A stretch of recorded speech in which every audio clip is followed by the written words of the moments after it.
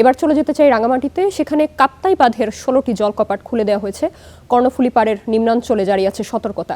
এ বিষয়ে আরও জানাতে হ্রদের পাড় থেকে যুক্ত হচ্ছেন সহকর্মী মিশু মল্লিক।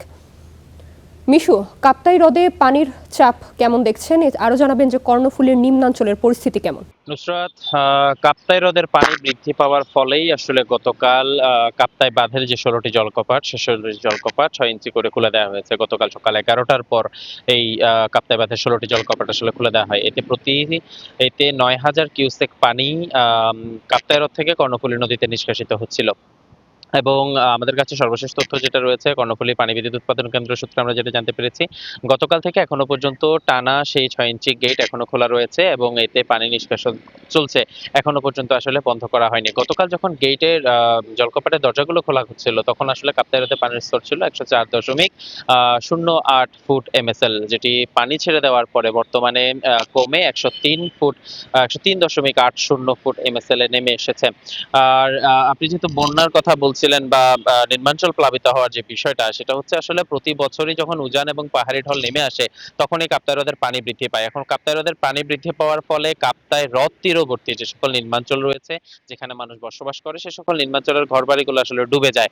তো সে কারণে প্রতি বছর ১০৬ বা ১০৭ ফুট এমএসএল যখন হয়, তখন আসলে কাপ্তাই বাঁধের জলকপাটগুলো খুলে দেয়। সর্বনিম্ন ৬ ইঞ্চি থেকে শুরু করে গত বছর আমরা দেখেছি সর্বোচ্চ ৩ ফুট পর্যন্ত খোলা হয়েছিল।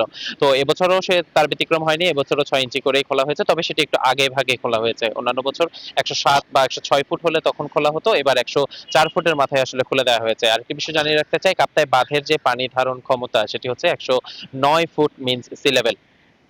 এদিকে ৯,০০০ কিউসেক পানি তো নিষ্কাশিত হচ্ছেই। পাশাপাশি কাপ্তাই বিদ্যুৎ উৎপাদন কেন্দ্রের যে ৫টি ইউনিট রয়েছে, সে ৫টি ইউনিট সম্পূর্ণরূপে সচল থাকার কারণে সেইটি দিয়েও আসলে বিদ্যুৎ উৎপাদন করতে গিয়ে কাপ্তাই হ্রদে ৩২,০০০ কিউসেক পানি আ নির্গত হচ্ছে কাপ্তাই হ্রদ থেকে কর্ণফুলী নদীতে। এবং এতে ২২২ মেগাওয়াট বিদ্যুৎ উৎপাদন হচ্ছে, যেটি জাতীয় গ্রিডে সংযুক্ত করা হচ্ছে।